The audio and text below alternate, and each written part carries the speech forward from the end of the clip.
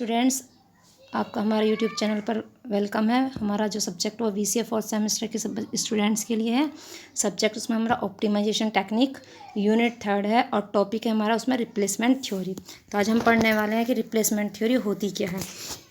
तो स्टार्ट करते हैं आज हम अपनी क्लास।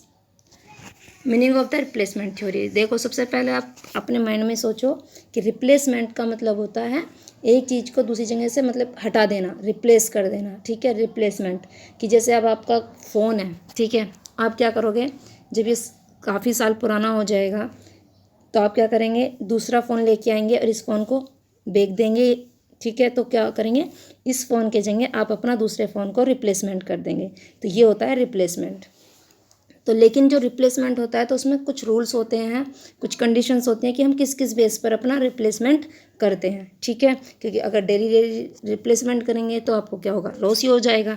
ठीक है, इसे स्टार्ट कर। तो इसी टाइप से हम करते हैं कि रिप्लेसमेंट थ्योरी होती क्या है। तो ये इसमें क्या करते हैं, डिसीजन लेते हैं हम making process of replacing A used equipment of A substitute. ठीक है, mostly of the equipment of the better usage. कि हम देखते हैं कि कौन सा, जब रिप्लेसमेंट हम किसी चीज़ का करते हैं तो ये तो हुई छोटे से एक फ़ोन की बात। अगर हम किसी कंपनी में जाते हैं तो हम वहाँ पर चेक करते हैं, क्योंकि वहाँ पर डेली ही कभी तो कुछ चीज़ रिप्लेसमेंट होती रहती है, कभी कोई चीज़ रिप्लेसमेंट होती रहती है।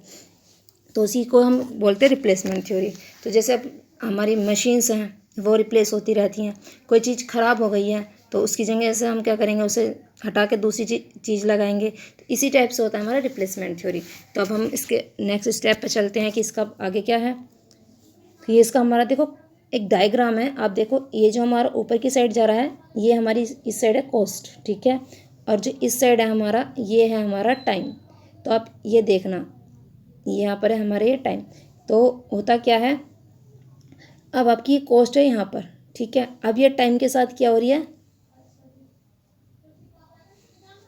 डिक्रीज़ हो रही है। ठीक है, ये हमारी स्केप वैल्यू है, मतलब जो हमारी बढ़ती जा रही है कि जिस वर्क हम जैसे उसमें मेंटेनेंस कॉस्ट होती है ना, आपकी मेंटेनेंस कॉस्ट आप समझ सकते हो। जो जब आपकी मशीन्स होती हैं उसमें आप जो लगाते रहते हैं, कि जैसे अभी लाइक आपके पास कोई मशीन है तो उसमें आपको अपनी गाड़ी ही आप लगा लो, उसमें मेंटेन आप करते रहते हो। कभी आज उसका इंजन हो रहा है, कभी आज उसकी सफाई हो रही है, कभी उसके टायर्स चेंज हो रहे हैं। उस टाइप से ही हम क्या कहते हैं, मेंटेनेंस कॉस्ट। और ये क्या होती है, ये हमारी हमेशा बढ़ती रहती है। बढ़ने का मीन्स जैसे पहले साल अगर आप कार लेके आए हो तो आपको उसमें इतना रिक्वायरमेंट नहीं होगा चेंज करने के लिए, लेकिन अगले साल क्या होगा, आपको उसका इंजन कराना पड़ेगा, उसकी मेंटेनेंस कॉस्ट ये होती है। तो ये क्या होता है कि हमारा जब कॉस्ट होती है वो तो हमारी डिक्रीज़ होती रहती है, और जो हमारी मेंटेनेंस कॉस्ट होती है जिसे हम स्क्रैप वैल्यू भी बोलते हैं, वो क्या होती है हमारी, ये स्क्रैप वैल्यू ये घटती रहती है। उसी चीज़ को ये बोलते हैं, वो बताते हैं कि हर साल उसकी कॉस्ट कितनी घट रही है। ठीक है, ये इससे डिपेंड, ये जो होता है ये इस वाले पे होता है।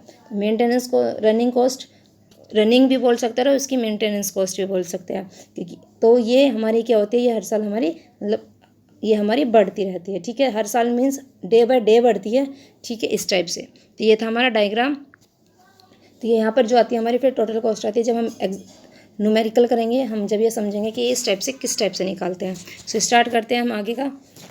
हमारे जो फेलियर मैकेनिज्म है वो हमारे 2 टाइप्स के हैं।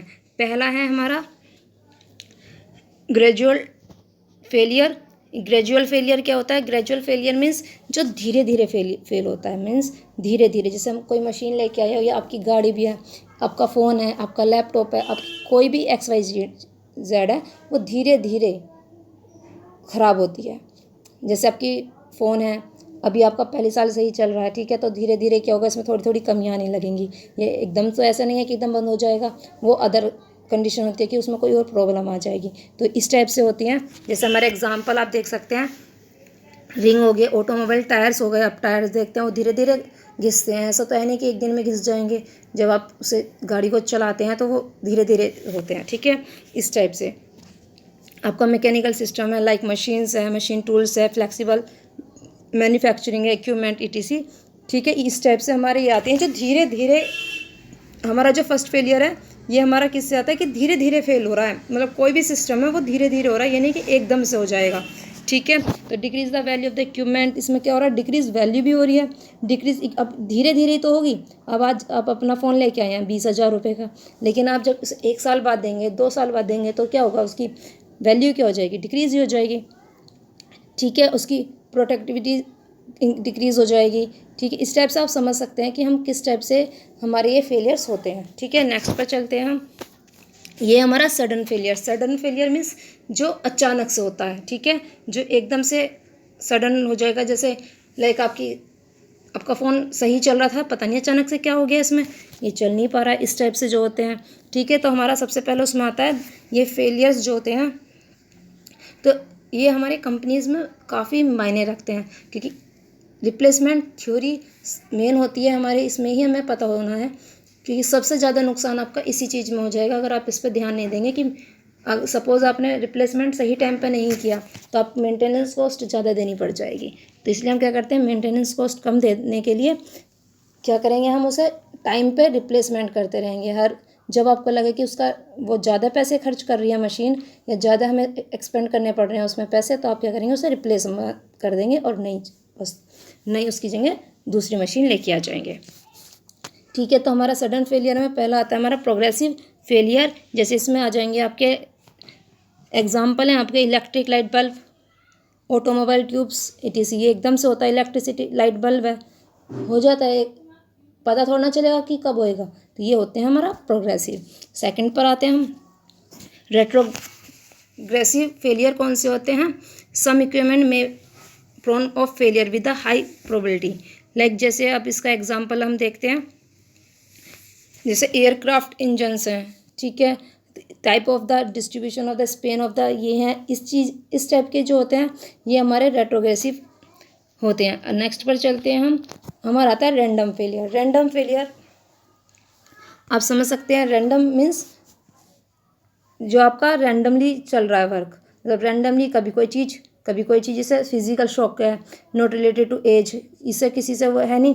इलेक्ट्रिक कंपोनेंट्स हैं, लाइक ट्रांजिस्टर है, सेमीकंडक्टर, ये आपके रैंडमली कभी कोई चीज़ ख़राब हो जाएगी, कभी आपका लैपटॉप ही है, उसमें कभी कोई चीज़। ठीक है, इससे fruits and vegetables have been shown a fail the independent on the as.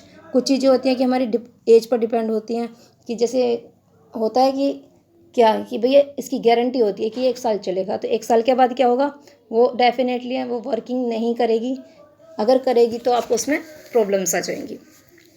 तो ये होते हैं हमारे फेलियर्स, जिसके कारण जब ये चीज़ें हमें दिखाई देती है तो हमें क्या करना पड़ता है, रिप्लेसमेंट करना पड़ता है। ठीक है, तो नेक्स्ट पर चलते हैं हम, नीड ऑफ रिप्लेसमेंट, कि हमें ज़रूरत क्यों पड़ती है रिप्लेसमेंट की। तो इसमें फर्स्ट आता है हमारा the old item has failed. ठीक, अभी ये बताया था कि जो हमारे ओल्ड आइटम है वो क्या हो चुके हैं, फेल हो चुके हैं, और वो अच्छे से वर्क नहीं कर रहे हैं। तो उसके लिए हम यूज़ कर सकते हैं आपका, तो इसलिए हमें क्या करना पड़ेगा, रिप्लेसमेंट करना ही पड़ेगा अगर हमें अपनी कंपनी को अच्छे से रनिंग पे चलाना है। तो नेक्स्ट पर आता है in order to enter the competitive market. अब कॉम्पिटिटिव मार्केट से आप समझ सकते हैं, सपोज आपने जो मशीन ले रखी है वो जो प्रोडक्शन करती है, प्रोडक्ट तैयार करती है, वो 100 करती है। सेकंड वाले ने, दूसरी कंपनी ने अच्छा मशीन ख़रीदा है और वो 200 करती है, तो उसका ज़्यादा हो जाएगा प्रोडक्शन। तो आप क्या करेंगे कि उसकी जैसे ही उसको लेके आएंगे, ताकि आप कॉम्पिटिटिव मार्केट में बने रहें। ठीक है, थर्ड आता है हमारा